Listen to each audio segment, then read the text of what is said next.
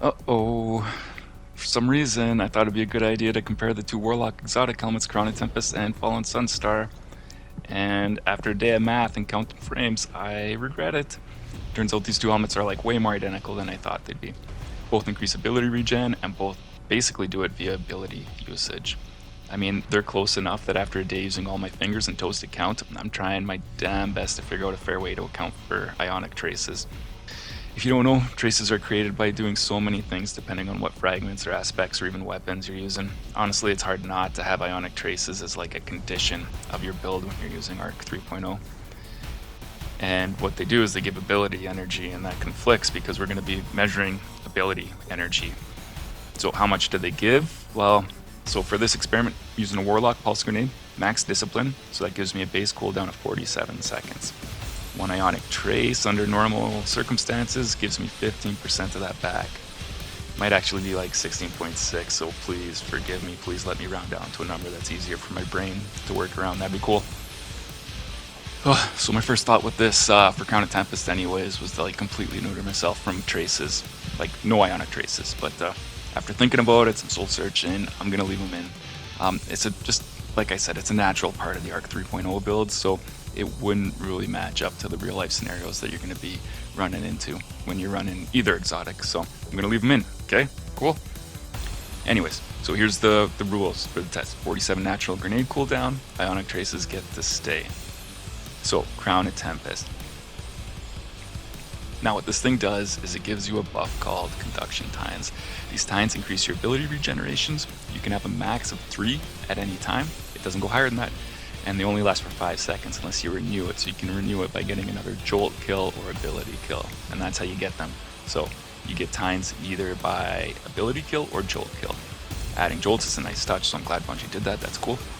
And here's the breakdown of what a Conduction Tine actually does for you. So one Conduction Tine, so just one ability kill, takes your cooldown for a grenade, for this example, from 47 seconds to 36 seconds.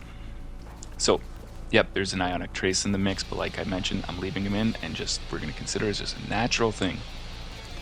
Anyway, 36 seconds works out to a 23% reduction in cooltime, so that's not bad.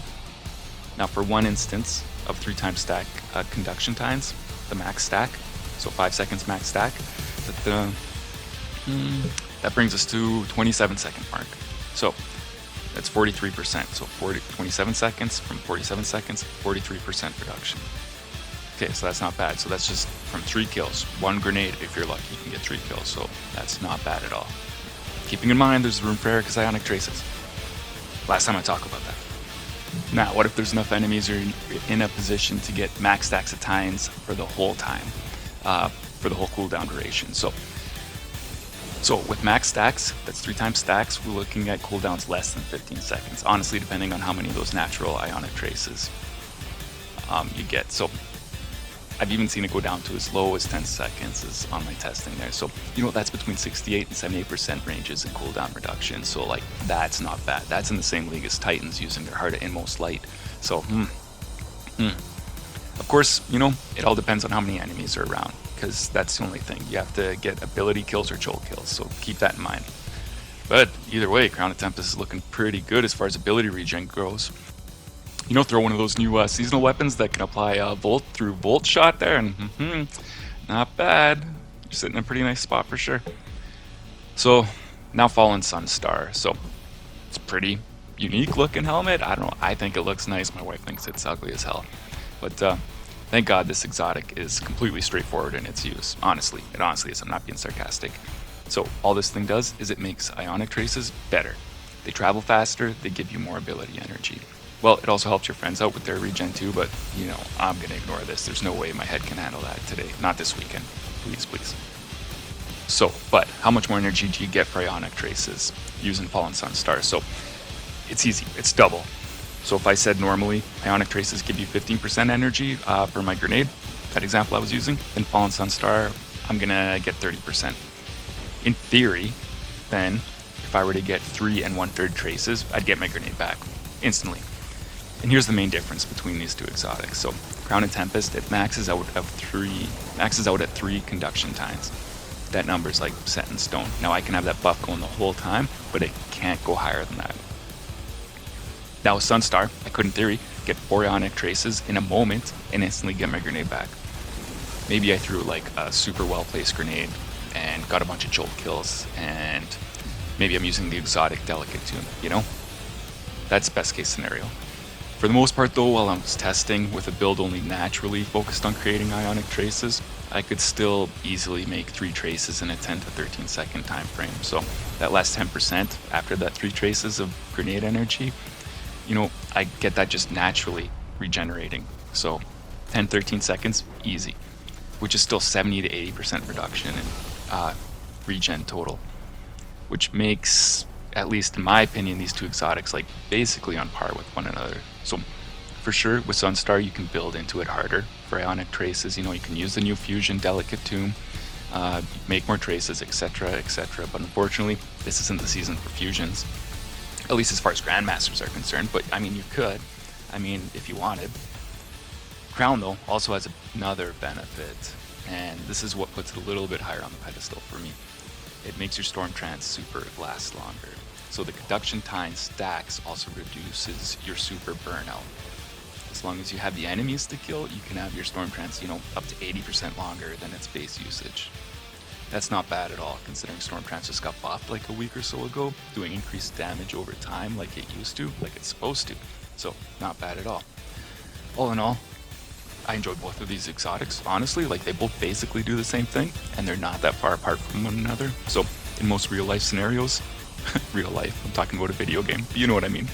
Any difference between these two helmets is like, we're just talking about seconds difference. Like having your grenade back in 15 seconds or 13 seconds, it's not a game changer. I mean, you won't even notice.